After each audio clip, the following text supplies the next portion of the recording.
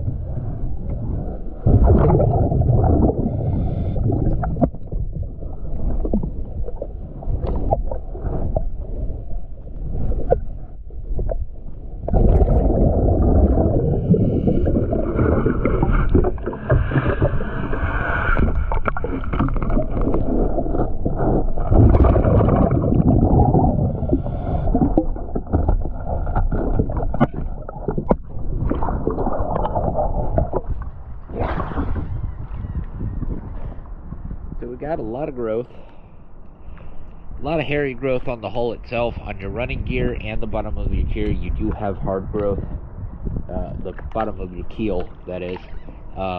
So I'm going to go ahead and clean it up.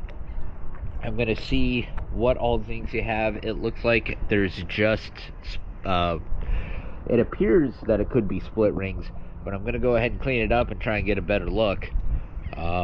So let me go ahead and clean it up and get another video.